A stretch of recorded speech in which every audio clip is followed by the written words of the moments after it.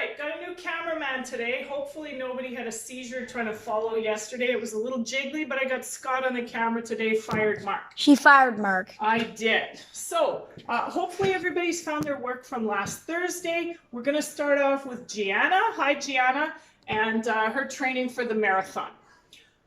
So I've already put this information, this is what you guys came up with. I just want to make sure everybody came up with the right equation last time. So if we look here, we're adding 1.5 each time, which tells me that when I look for the number of kilometers, that's going to be equal to 1.5 times the number of weeks plus, now I got to think about this because I know your first instinct was to say 5 because we started with 5. But in fact, 1 plus 3.5 would be 5. So we will have 5 equals 1.5 times 1 plus 3.5. So just checking to make sure we had done that right. Now we're going to take a look at how to put this on a graph. So I'm going to look here, I'm going to say number of weeks, so I'm going to call this axis W, number of weeks, and then I'm going to call this one K for number of kilometers. Simple title, we will just call it Gianna. There we go. All right, so my first point is going to be found. Oh, wait a minute. Got to put some numbers on this graph first. So I'm going to go 1, 2, 3, 4, 5. And I suppose I'll go up by 2s. 2, 4, 6. That's not going to work. That is terrible. Let's go up just by 1s. 1, 2, 3, 4, 5, 6, 7, 8, 9, 10. We won't be able to fit the last point in the graph, but that's not a problem.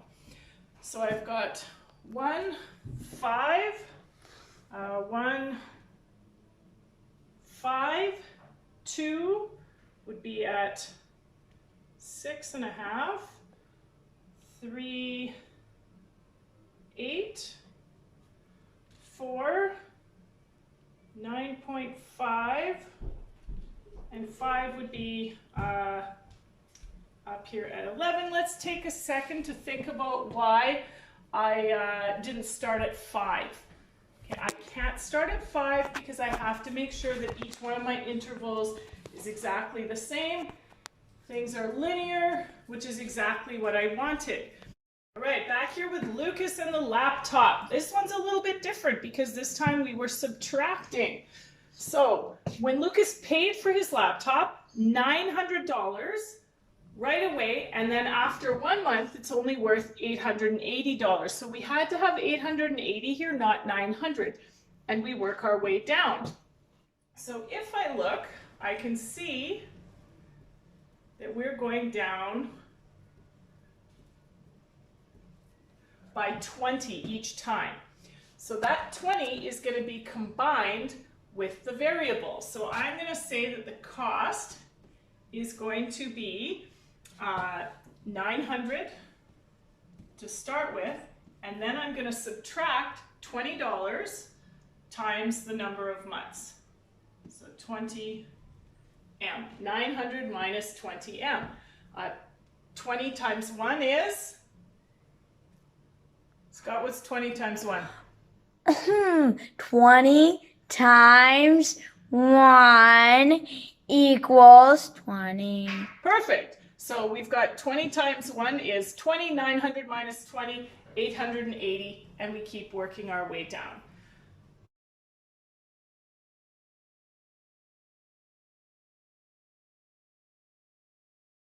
All right, the graph. Well, called the last one Gianna. Let's call this one Lucas.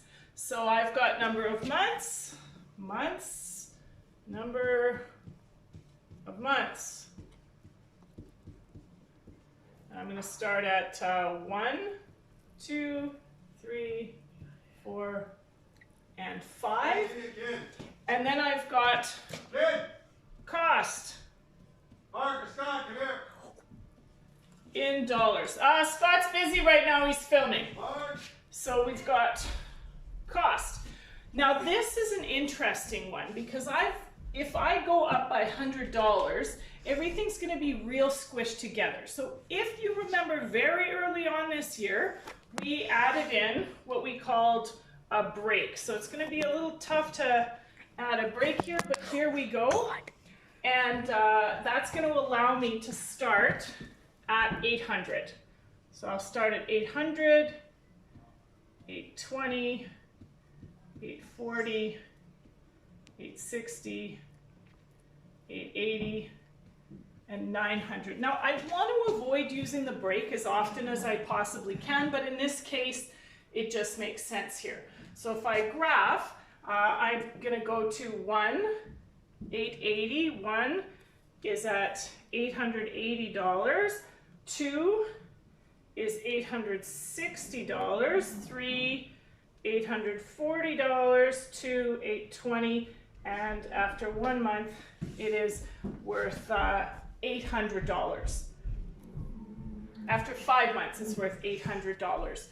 So what we see is this one's different than the other ones we've seen because we've got subtraction instead of addition.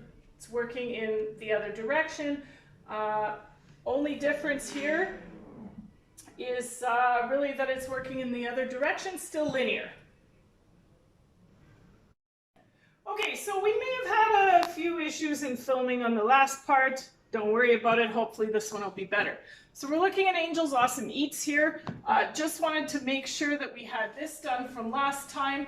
Now let's take a look at how we figure out what our equation is. So these are increasing by 175 each time. So I know that my cost is going to be 175 times the number of toppings plus $5. Just checking to make sure that's right. What I want you guys to do now, looking at this information, is graph it yourself. We're going to take a little bit of a break while you graph it, and when you come back, we'll check and make sure that you did it properly. Okay. All right, hopefully nobody had trouble at least getting this far. Gave it a title. I called it Angel. Number of toppings and cost. So our number of toppings is 0, 1, 2, 3, 4, and 5. Now, as far as if you wanted to put in a break on this one, that's kind of up to you. I'm not going to. I'm not going to put a break. So I'm going to go 1, 2, 3, 4, 5, 6, 7, 8, $9. So at 0, for 0 toppings, it's $5. So I'm sort of going to squeeze that one right in there. 1 topping is $5.75.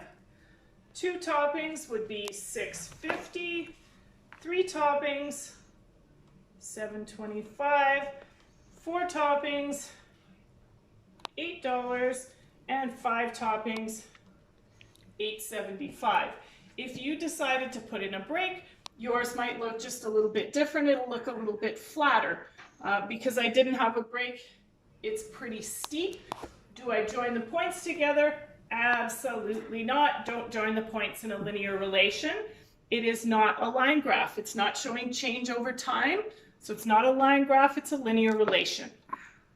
Last one today. So we've got Adrian who's driving for Uber, a little young, who knows, maybe this is down the road a little bit. So I've drawn out our table here. We're increasing by 50 cents each time, starting at $5. So I'm going to say that the cost will equal number of kilometers times 50 cents, so 0.5K plus that initial $5 that it costs to get started. So what I'm going to have you guys do this time is this graph all by yourself. Remember to have your variables on your axis, have a title, name your y and your x axis, space out your intervals properly, have your points in the right place. When you finish that, you are going to take a picture of it and you're going to send it to me.